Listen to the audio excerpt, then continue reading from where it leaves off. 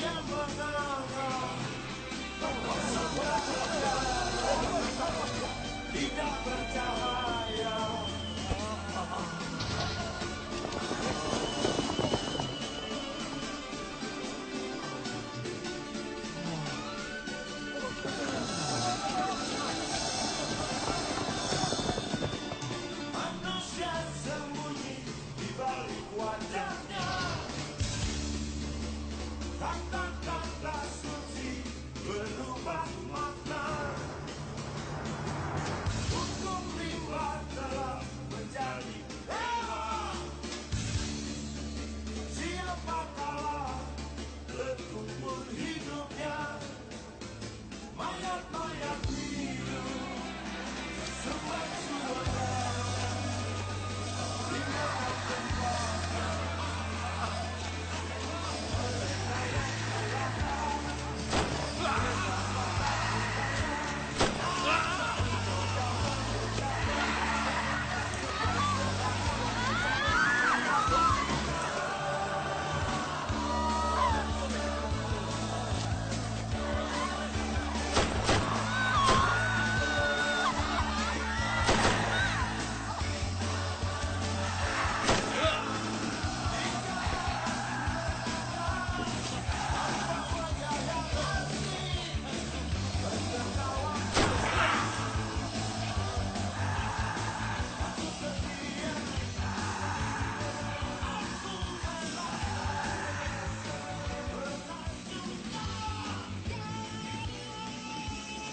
Ketika para Sukong berkomplot dengan para Tirang, ketika hak asasi di negara berkembang ditekan demi kejayaan negara maju, bagaimanakah wajah kemanusiaan? Di jalan, orang dibius keajaiban iklan. Di rumah, ia tegang, marah, dan berdusta. Impian mengganti perencanaan, penataran mengganti penjajaran. Kota metropolitan di dunia ketiga adalah nadi dari jantung negara maju. Nadi yang akan mengidap kanker, yang akan membunuh gaya hidup desa-desa, dan pada akhirnya tanpa bisa dikuasai menjadi jahat, hina, dan berbahaya.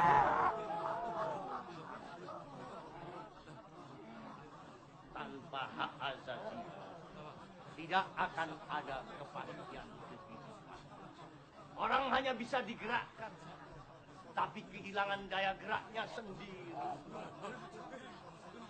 Ia seperti babi ternak yang asing terhadap hidupnya sendiri. Rakyat menjadi bodoh tanpa opini. Di sekolah, murid diajar menghafal, berdengung seperti lebah, lalu akhirnya menjadi sarjana menganggur. Di rumah ibadah, orang rotos menghafal, dan di kampung menjadi pembenci yang tangkas membunuh dan membakar. Para pejabat sakit tekanan darah, sibuk menghafal, dan akhirnya menjadi radio. Kenapa pembangunan tidak membuahkan kemajuan? Kenapa kekayaan satu negara menghasilkan kemiskinan negara tetangganya?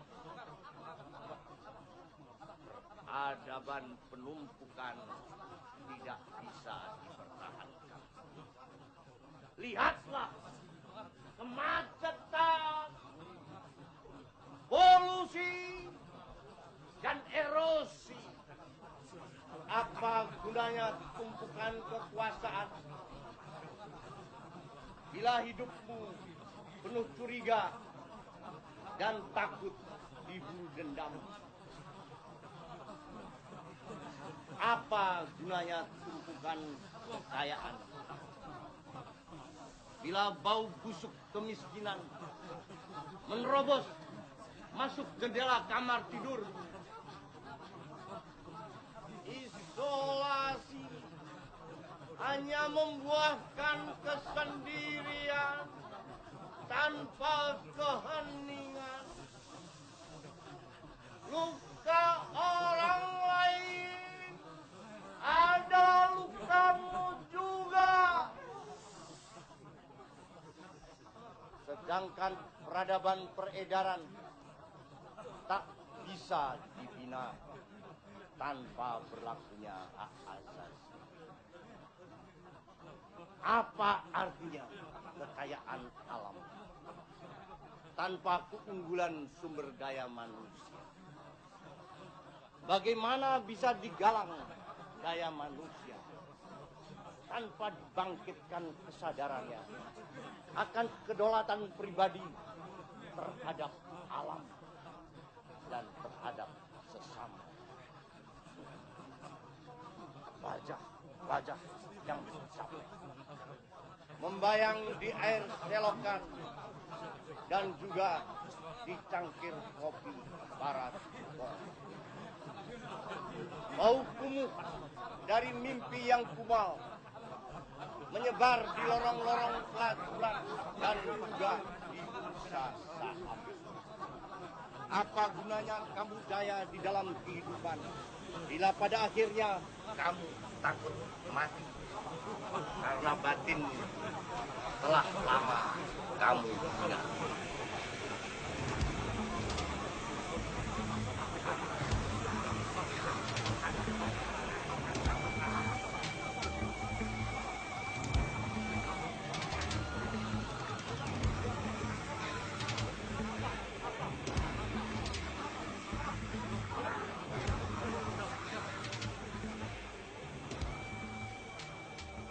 Kalau memang sepakat mau ikut workshop, coba gimana, Wan? Gawe lagu meneh. Lagu. Selama workshop itu, ini kita bikin beberapa lagu-lagu lain. Kamu, Iwan, Yogi, Jody, saya selalu banyak berbicara tentang perbaikan kesejahteraan, perbaikan keadilan. Artinya meningkatkan kesejahteraan hidup yang sekuler ini. Ya kan? Tetapi perjuangan yang sekuler ini itu kan berdasarkan kehendak manusia. Kita ini perlu kontrol agar aspirasi kita sesuai dengan kehendak Allah. Aku sih nggak apa-apa asal jangan dijebak ke dakwah aja, Mas. Maksudnya bukan dakwah begituan. Ini malah semacam koreksi kepada diri kita sendiri. Pembersihan, penjernihan, tanpa merusak yang sudah baik. Padahal ini ekspresi, ya. Iya. Ekspresi dari rasa takwa kita. Ini bukan sekedar kopi, bukan sekedar repetisi dari tradisi. Ini harus menjadi ekspresi yang unik kita. Musik adalah refleksi dari alam pikiran saya yang menerawang jauh. Kehidupan, satu kenyataan yang selalu membatasi diri saya. Dan takwa, satu kekuatan yang gaib yang selalu menyadarkan aku dari mimpi-mimpi buruk dan kotor.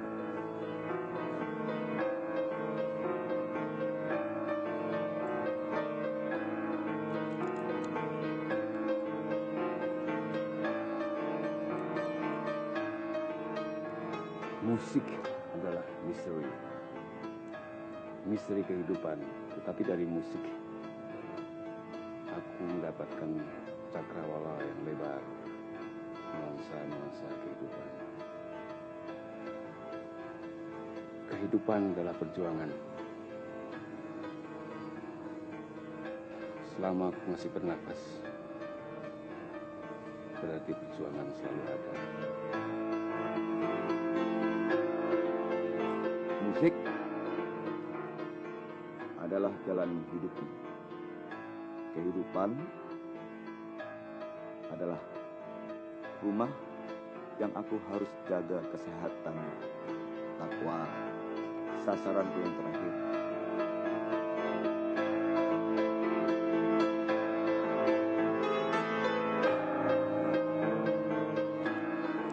Kehidupan bagi saya takwa. Puisi bagi saya takwa. takwa bagi saya memuliakan kehendak Allah dan memperjuangkan kesejahteraan dan keadilan manusia.